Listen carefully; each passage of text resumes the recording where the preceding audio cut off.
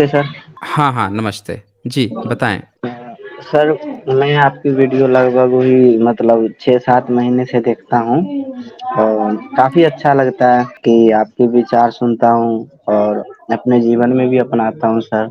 और सर एक बात, हम तो फूलन देवी के वंशज के लोग हैं, तो देखिए हुँ, हुँ। जैसे हमारे जितने भी पूर्वज हुए हैं, जिसने संघर्ष करी है, उन लोगों को कभी आगे आने नहीं देते हैं लोग सब। और जैसे जुब्बा साहनी हो गए, उनको भी फांसी हुआ था सर, फ्रीडम फाइटर की जगह पर। तो उनका भी नाम अभी हमारे बहुजन के लोग कोई नहीं जानते हैं क्यों। जैसे भगत सिंह है, भगत सिंह तक खुद वो आर्यन लोग थे। तो देखिए कैसा है साइकोलॉजी, ये लोग कहते हैं कि खुद के जो लोग होते हैं उनको तो हाईलाइट बहुत ज्यादा कर देते हैं, लेकिन हमारे सबसे ज्यादा जैसे संघर्ष किए हैं लोगों ने, अपनी जान गंवाई है, लेकिन कभी भी हम लोग की आगे नहीं आने देते पूर्वजों लोगों को। और सर मैं जब से आपका वीडियो देख रहा हूँ ना, तब से मेरा इतना ज्ञान की वृद्धि हुई है, इतनी ज्यादा ना, कि अब लग रहा है जो हाँ सही दुनिया में हूँ अभी मैं। जो सच्चाई से रूबरू जब होता है ना सर, तो पूरा उथल पुथल हो जाता है दुनिया। और अभी मेरी बात को कोई नहीं यकीन करता है, जो ये ब्राह्मणवाद क्या है, हमको क्या लेना है। जो हम मेरा मामा है सर, उन्होंने लगभग एमए तक पढ़ाई लिखाई की है ना, और तभी वो बेरोजगार है। वो क्रिकेट में भी देखता रहता है, चौबीसों घंटा क्रिकेट। मैं क्या, जो चीज आप देख रहे हो ना, वो सब के सब ब्राह्मणवाद है सर। क्रिकेट में कोई भी फील्ड में, कोई भी डिपार्टमेंट में ले लेते हैं ना सर, उसमें 90% सब वही है सर। चाहे उनकी अगर कास्ट अगर चेक करेंगे ना, सबके सब वही है सर। कोई भी फील्ड में, चाहे सीआईडी हो गया, ईडी हो गया, पुलिस ऑफिसर हो गया, यहाँ तक कि फिल्म इंडस्ट्री, जितने भी डिपार्टमेंट है, सबके सब 90% सर वही भरे हुए हैं लोग। और हम लोग को आने नहीं देते। तो यही चीज सब मैं लोगों को बताता हूँ, तो खासकर में S C S T OBC लोग हैं, वो लोग मेरी बात समझते भी हैं। और सर मैं जो अपर कास्ट के लोग होते हैं, उनसे बातें भी नहीं करता मैं वैसे भी। और सर एक चीज मैं नोटिस किया हूँ कि जो जितने भी ये ब्राह्मणवादी लोग हैं ना, मैं कहता हूँ 99% ये सब पापी लोग सब है। मैं क्योंकि तो धरती पर जन्मे, हम लोग में इंसानियत सबसे ज्यादा है। हम लोग की इंसानियत को इन्होंने पूरा खत्म खत्म कर दिया। हम लोग की जो हमारे पूर्वजों ने जितनी मेहनत करके बनाई थी चीजें, सम्राट अशोक, महात्मा बुद्ध जी हो गए, इनकी विचारधारा को सारा खत्म कर दिया इन लोगों ने। वो तो शुक्र बनाइए जैसे, जो काफी ज्यादा समय परिवर्तन लेता है सर, कि हर एक चीज जब ज्ञान का हथौड़ा पड़ता है तो सब चकनाचूर हो जाता है। तो अभी वही पर्दाफाश हो रहा है सर। और सर एक चीज मैं जानना चाहता हूँ कि एक चीज तो भगवान तगवान तो ये चीज सब कुछ होता नहीं है वैसे, पर एक कोई पावर है सर, जो हम लोग को सभी को जैसे को, देखिए अभी एनवायरनमेंट में ऑक्सीजन को मेंटेन रखता है, टेम्परेचर को भी हमारे लिए अनुकूल रखता है। और मतलब सब कुछ हमसे पहले तो कुछ जरूर बना के गया है किसी ने किसी ने। तो सर इसलिए मैं आपको जानना चाहता हूँ, ये क्या चीज है जो हम लोग को सबको जीवित मरना है, ये सब लॉ ऑफ नेचर में जो चीज चल रहा है, ये चीज क्या है सर? आप हमको थोड़ा सा ज्ञान दीजिए sir. Okay, okay Dharmendra ji, इसको ध्यान से समझिएगा। आपका ये प्रश्न है कि कोई न कोई एक ऐसी चीज़ तो है जो सारा चीज़ लगभग अरेंज करके गई है। देखें, दुनिया का जो नेचर है ना, वो ऐसे सबको लगता है कि ये सब चीज़ अरेंजमेंट है, लेकिन ये बहुत बेकार अरेंजमेंट है। ये बहुत अच्छा अरेंजमेंट नहीं है। इसको बहुत अच्छे से आप समझिएगा, तो आपको पता चलेगा कि ये बहुत अच्छा अरेंजमेंट नहीं है। जैसे एग्ज़ाम्पल के लिए आप ये देखिए कि ऑक्सीजन की ही बात कर लेते हैं। जब आप पढ़ेंगे, इवोल्यूशन थियरी पढ़ेंगे, तो आप ये पाएँगे कि जब इवोल्यूशन हुआ था, जब पहली बार समुद्र में जो सेल्स बनने शुरू हुए थे, तब आप पाएँगे कि शुरू में ऑक्सीजन नहीं था। ऑक्सीजन जो है, वो ऑक्साइड के रूप में था और जो शुरू के जो सिंगल सेल वाले जो थे, अगर उन ऑक्सीजन होता तो शायद वो पहले ही मर जाते हैं, वो मतलब कि आगे एवोल्यूशन ही नहीं हो पाता। तो इसको आप ध्यान से पढ़ेंगे, समझेंगे तो ये आपको पता चलेगा कि ऑक्सीजन तो बाद में बना और उसके हिसाब से लोग डेवलप हुए हैं। अच्छा, इसके बाद से फिर आप आगे देखिए कि डायनासोर जो है, जब डायनासोर आता है तो एक बहुत लंबी सीरीज़, लंबी चेन में गया है डायनासोर। लेकिन यहाँ पे आप ये देखिए कि इंसान जो है, हम इंसान जो हैं, अभी उस समय नहीं थे। हमारा बाद में इवोल्यूशन हुआ है। तो डायनासोर आता है, डायनासोर की पूरी एक लंबा समय चेन गुज़ारता है, उसकी भिन्न-भिन्न वेराइटियाँ आती हैं, वो पूरा ख़त्म हो जाती हैं। ऊपर से कोई उल्का आता है, उल्का टकराता है और वो काफ़ी हैवी होता है, तो उसके कारण से इतनी ज़्यादा हीट प्रोड्यूस होती है कि वो टेम्परेचर नहीं मेंटेन कर सके, वो ख़त्म हो जाते हैं। तो इस तरह से और भी बहुत सारे जीव-जंतु खत्म होते गए। ऐसा कोई भी अरेंजर नहीं है जो एक ऐसी चीज़ को बनाता, आज वही चीज़ आगे कंटिन्यू होती। समझ रहे हैं? तो हम लोगों को ये बात बहुत अच्छे से समझने की ज़रूरत है कि जब भी हमारे मन में ये विचार आता है ना कि हम देखते हैं कि यार ऑक्सीजन है, यहाँ पे पानी है, लोग साँस ले पा रहे हैं, लोग ये कर रहे हैं, वो कर रहे हैं, ये सब कोई तो है जो ऐसा कर पाया है, तो नहीं, ऐसा नहीं है। ऐसा बिल्कुल भी नहीं है। हमें कोई अगर ऐसा होता, तो सबसे पहला काम पता है क्या होता? ये जितने भी अत्याचार और जो शोषण हो रहे हैं, वो नहीं होते। इतने जो आपको सबसे पहला काम जो है ना, वो न्याय का होता है। वो न्याय होता, अगर कोई होता तो। जैसे घर में एक बाप होता है, थोड़ा-सा आप म्यूट रखिएगा, बैकग्राउंड साउंड आ रही है आपके तरफ से। जब न्याय होता है, तो जैसे कहने का मतलब है कि एक फैमिली को देखिए, फैमिली में 4 बच्चे हैं और बच्चे जो हैं आपस में खेल-कूद रहे हैं, अच्छे से खेल-कूद रहे हैं, कभी-कभी किसी बात को लेकर झगड़ा कर लिए। तो जब झगड़ा कर लेते हैं, तो उनके लिए कौन है, जो उनके प्रॉब्लम को सॉल्व करेगा? ऑफ कोर्स माँ-बाप हैं। माँ-बाप ने उनको जन्म दिया है, वही पालते-पोसते हैं, वही उनकी प्रॉब्लम को सॉल्व कर सकते हैं, तो वो तुरंत मम्मी-पापा के पास जाते हैं, देखो इसने ये कर दिया, वो कर दिया, तुरंत अपने माँ-बाप के पास जाते हैं ना। और माँ-बाप जो हैं उनकी प्रॉब्लम को सॉल्व करने का प्रयास करते हैं, समझाते हैं ये करना है, वो करना है, क्या करना है। यहाँ पे हत्या नहीं कर देते वो, कि अच्छा ये तुमने गड़बड़ किया है, चलो आओ तुम्हारी मार देंगे, तुम्हारी हत्या कर देंगे भाई। तुम ठीक थे, अच्छा तुमको तुमको जीने का हक है। अब एक काम करो तुम हमारे लिए चलो, अब तुम हमारे लिए ना मंदिर का 1 घंटा बजा लो, लेके अब तुम सुबह-शाम हमारी आरती उतार लो। या फिर तुम हमारे लिए कोई प्रेयर करो या फिर तुम हमारे लिए नमाज़ पढ़ना शुरू कर दो। ये सब काम नहीं करते वो। या कोई किताब उठा के नहीं पकड़ा देते माता-पिता कि लो पकड़ो ये तुम किताब आप पढ़ते रहना, यही पढ़ते रहना, सबको पढ़ाते रहना। ये सब काम नहीं करते। तो हमें ये बात समझनी पड़ेगी, पहले तो हमें उस नेचर को पकड़ना पड़ेगा कि हम किस हिसाब से ये तय करते हैं कि कोई है। हमारे अंदर जो सोच पैदा होती है, उन किस बेसिक चीज़ को ना समझने के कारण और वो क्या चीज़ प्रोड्यूस कर रही है, मतलब कैसे वो सोच रही है। अब जैसे मैं हूँ, तो मैं कोई बिल्डिंग देखूँगा, कोई भी बिल्डिंग देखूँगा, चाहे वो दुबई का बुर्ज खलीफा ही क्यों ना हो, चाहे पेंटागन क्यों ना हो अमेरिका में।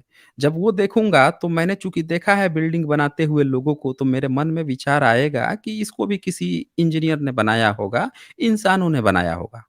अगर घोंसला देखूँगा, तो मेरे मन में कहीं भी विचार आएगा कि हाँ यार, घोंसला चिड़िया बनाती है, तो हो सकता है चिड़ियों ने ये भी घोंसला बनाया होगा, ये मेरे मन में विचार आएगा। जब किसी ने किसी ईश्वर को देखा ही नहीं, कभी किसी ने बनाते हुए नहीं देखा, कभी उसको अरेंज करते हुए ही नहीं देखा, तो ये विचार आपके मन में कैसे आ रहे हैं? ये इसलिए आ रहे हैं आपके मन में क्योंकि हम लोग जो काम करते हैं ना, वही रिफ्लेक्शन आता है। अब हम देखते हैं कि हम लोग घर बनाते हैं, तो हमारे मन में रिफ्लेक्शन आता है कि ईश्वर भी हमारी ही तरह होगा। हम कभी ये थोड़े सोचे हैं कि ईश्वर डायनासोर की तरह होगा। हम नहीं सोचते हैं, हम अपनी तरह सोचते हैं। हम सोचते हैं कि हम कभी बचपन में गलती करते थे, तो थप्पड़ पड़ जाती थी माँ-बाप से। तो हम भी यही सोचते हैं ईश्वर के प्रति कि अच्छा ईश्वर भी जो है ना कुछ दंड देगा, वो पनिशमेंट दे सकता है वो। तो हम उसको कहते हैं कि भई तुम बदमाशी कर रहे हो ना, चलो उसे बताएँगे, तुम्हारी डाँट-पिटाई पड़ेगी। तो वैसे ही हम सोचते हैं कि ईश्वर भी फिर डाँट-पिटाई करेगा, ये तो क्राइम कर रहा है। तो हमारे विचार जो बनते हैं ना, वो आस-पास के माहौल को देखकर बनते हैं। तो ये विचार हमने खुद जनरेट किए हैं, खुद बनाए हैं हमने। ज़रा सोचिए डायनासोर की जो प्रजाति मिट गई, क्या डायनासोर अपनी तरह से किसी ईश्वर को बनाता, तो वो भी उसका ईश्वर डायनासोर की तरह होता। एक चिड़िया जो है, उसका जो ईश्वर होगा, वो चिड़िया की तरह होगा, अपनी तरह होगा। कभी भी कोई सोच लीजिए, कोई भी व्यक्ति जो इमेजिन करता है ईश्वर का, वो अपनी तरह से करता है। एक चींटी जो है, वो जब इमेजिन करेगी, तो उसका ईश्वर जो है, एक चींटी की तरह होगा। तो हमें ना पहले इस इमेजिनेशन पावर को समझना होगा कि ये ख्याल हम में कहाँ आते हैं और उसके लूप होल्स क्या हैं। समझ रहे हैं? ऑक्सीजन लेवल जब शुरू में नहीं था, बाद में आ गया। यानी कि ये प्रोसेस का हिस्सा था, शुरू से नहीं था। समझ रहे हैं? तो ऐसे बहुत सी बातें हैं, इस पर तो मैंने ख़ैर कई जगहों पे ये पॉइंट्स को कवर किया हुआ है। आगे मैं स्पेशली एक स्ट्रीम भी ले आऊँगा जिसमें 1 घंटे का प्रेज़ेंटेशन दूँगा इस पॉइंट पे, कि ऐसे विचार लोगों में जनरेट कहाँ से होता है। मतलब कि इसका आप समझें कि जो मनोचिकित्सक की तरह से क्या-क्या पॉइंट्स बताए जा सकते हैं, तब आपको और ज़्यादा क्लियर हो जाएगा ये पॉइंट। ठीक है, धर्मेंद्र जी। आपने धन्यवाद सर आपकी ज्ञान देने के लिए। और सर एक और सवाल था हमारे पास कि जैसे ये आपके हिसाब से जो ये लोग ब्राह्मण लोग गया ये लगभग 7वीं 8वीं सदी के बाद इन लोग की मतलब वर्चस्व आना शुरू हो गया था ना, तो इसके मतलब सर जितने भी वेद बुद्ध हैं ये सब बाद की बात है ना सर। तो मैं ये कहना चाहता हूँ कि हमारे अंदर भी तो कुछ खराबी रही होंगी ताकि ये लोग अपने पर कैप्चर कर सकें कि हमारा जो संस्कृति थी उन्होंने तबाह कर दिया होगा। इसके मतलब जो हमारे अंदर भी कुछ कमियाँ रही होंगी सर। देखें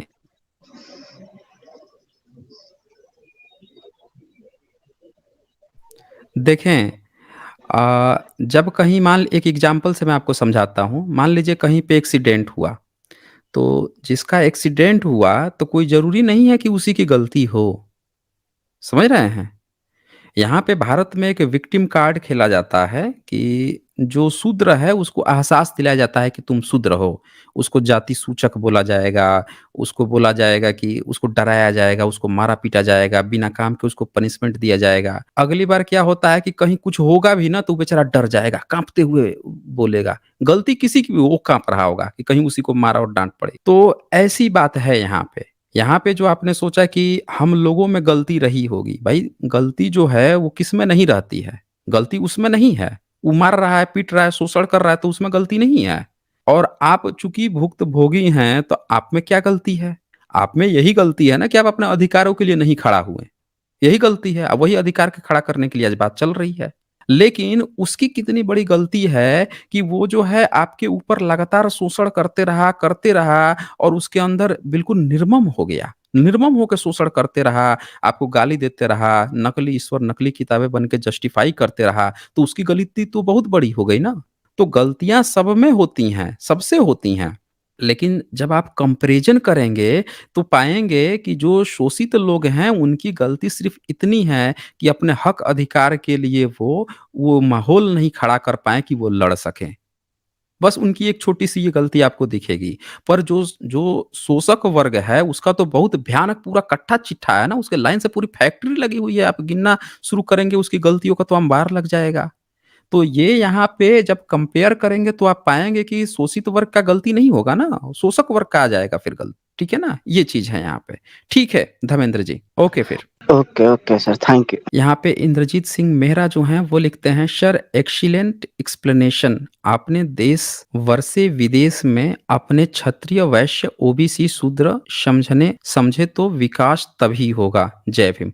जी बहुत शुक्रिया आपका इंद्रजीत सिंह मेहरा जी शुक्रिया। अच्छा इसके बाद से यहाँ पे संतोष जी कुमार ने लिखा है सर अप्रैल के सब पार्टिसिपेंट्स को बुक देने का प्रयास करें। अच्छा 9 अप्रैल को ओके ग्रेट। नॉर्थ इंडिया में ज्योतिबा फूले जी को घर घर पहुंचाएंगे subscribe science journey and rational world. जी बहुत शुक्रिया आपका संतोष कुमार जी बिल्कुल बहुत शुक्रिया आपका। ये हम लोग मेरा प्रयास रहेगा इस बार जितने भी लोगों ने पार्टिसिपेट किया था जो भी आकर जो प्रेजेंटेशन दिए थे उनमें से हमने सभी को अवार्ड दिया है। जिसने पार्टिसिपेट किया है उसको भी मिनिमम 3 बुक हम लोगों ने अभी दिया है सम्राट अशोक को भेज दिया गया पहुंच जाएगा उन पे। सिर्फ 2 बच्चे जिनके एड्रेस गलत थे उनसे हम लोग कम्युनिकेट करने का प्रयास कर रहे हैं कि वो अपना अपडेट करा दें ताकि उनको भी हम सेंड कर सकें। बाकी 9 अप्रैल को भी हम लोग का यही टारगेट रहेगा कि जो भी बच्चे यहाँ पे आएँगे प्रेज़ेंट करेंगे और उन तक हम लोग गिव अवे प्रोवाइड करा सकें। बहुत-बहुत शुक्रिया आपका संतोष कुमार जी स्पॉन्सर करने के लिए। और फिर इसके बाद से यहाँ पे ब्लेस प्लेस जो हैं वो लिखते हैं आज हनुमान जयंती धूमधाम से मनाई जा रही है परंतु 1680 में इसी तिथि पर हमारे छत्रपति शिवाजी महाराज ने अंतिम सांसें ली यह किसी को याद नहीं। एक काल्पनिक चरित्र की जयंती मनाएं या महान ऐतिहासिक पुरुष की पुण्यतिथि पर उनके कार्य को प्रणाम करें। थोड़ा सोचो दोस्तों। जय भीम, नमो बुद्धाय। बहुत बहुत शुक्रिया आपका ब्लेस प्लेस जी, ये जानकारी अपडेट करने के लिए। देखें साथियों, ये कितनी बड़ी जानकारी है कि आज ही की डेट में छत्रपति शिवाजी महाराज का आज आखिरी डेट था, मतलब आज उन्होंने आखिरी सांस ली थी, वो डेट है। आज कह सकते हैं आदरांजलि कहा जाता है। वो डेट है और उसको न याद करके आज देखिए, आज काल्पनिक हनुमान जयंती मनाई जा रही है। अब ज़रा सोचने वाली ये बात है दोस्तों कि शिवाजी महाराज को जहाँ ये हिंदू हृदय सम्राट कह के पुकारते हैं, अब ज़रा देखें कि आज उनकी डेट को, उनकी बरसी को गायब कर दिया गया। अब वहाँ पे काल्पनिक चरित्र को लाया जा रहा है। क्या ये इसलिए तो नहीं किया जा रहा है कि उनकी जो बरसी, अगर बरसी आएगी तो बरसी पर चर्चाएँ चलेंगी। जो लड़के हैं, जो मराठे लोग भी हैं, इवन वो लोग भी इस बात पर चर्चा करेंगे कि उनकी मृत्यु कैसे हुई थी। भारत की तमाम पब्लिक जो है उस पर गोष्ठियाँ करेंगी, उस पर सेमिनार होंगे, आयोजन होंगे और चर्चा चलेगी कि उनकी मृत्यु कैसे हुई थी। और फिर वो षड्यंत्र भी आएगा जिसमें ये कहा जाता है कि उनकी तो हत्या कराई गई है। तो ये बात भी चर्चा उठेंगी।